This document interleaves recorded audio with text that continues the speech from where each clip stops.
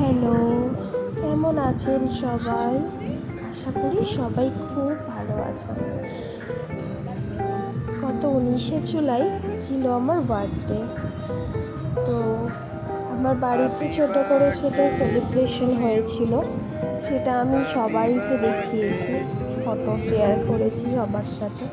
তো আজকে রইল একটা ছোট্ট ব্লগ, যেটা আমার ফিয়ান্সের সাথে সেলিব্রেট করা বার্থডে কিছু কথা।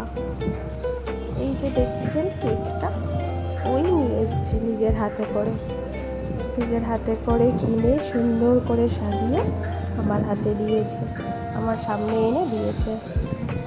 সেটা নিজে বসে কাটিয়ে তারপরে আমাকে খাইয়ে দিল। আর এই যে দেখছেন ওয়ালে হ্যাপি বার্থডে প্রিয়া লেখা, চারিদিকে এত সুন্দর সুন্দর বেলুন। এগুলো ও নিজে আগে থেকে প্ল্যান করে ক্যাফে বুক করে সব ডেকোরেশন করিয়েছে শুধুমাত্র আমার জন্য।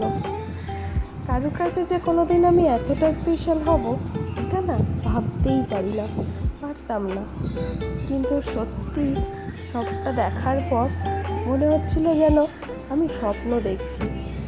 এত সুন্দর একটা রুফটপ ক্যাফে কলকাতার বুকে, এত সুন্দর একটা জায়গা যেখান থেকে চারিপাশের দৃশ্যগুলো এত সুন্দর লাগছিল, তার সাথে খুব সুন্দর রোদটাও ছিল।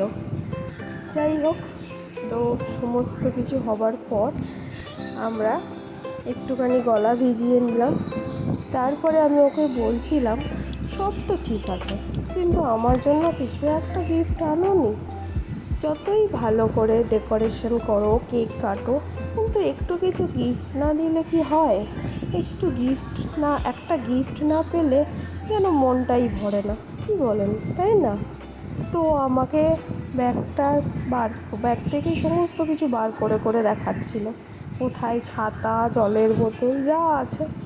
অনেক আশা নিয়ে ব্যাগের মধ্যে হাতটা ঢোকালাম, কিন্তু কিছুই পেলাম না।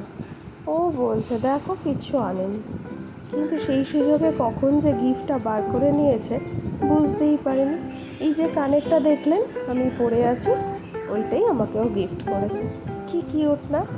তারপরে আমরা লাঞ্চ করে নিলাম। লাঞ্চেও আনলিমিটেড খাওয়া দাওয়া ছিল, খুব খুব ভালো কেটেছে সারা দিনটা। তারপরে দুজনে বাইরে গিয়ে একটু ফটো সেশনও চলছিল। সমস্ত কিছু করার পর আমরা ভাবলাম যে এই যে লেখাটা আমার খুব পছন্দ। ওয়ালে আমার নাম দেখে আমার এত ভালো লাগছিল, তো বারবার দেখছিলাম, ওই জন্য ওখানে দাঁড়িয়েই একটা ফটো তুলে নিলাম। আমার এই ছোট্ট ব্লগটা কেমন হয়েছে জানাবেন, আর আমাদের দুজনকে আশীর্বাদ করবেন যেন আমরা সব সময় দুজনের পাশে এইভাবে থাকতে পারি। আজকের মতো এখানেই শেষ করলাম।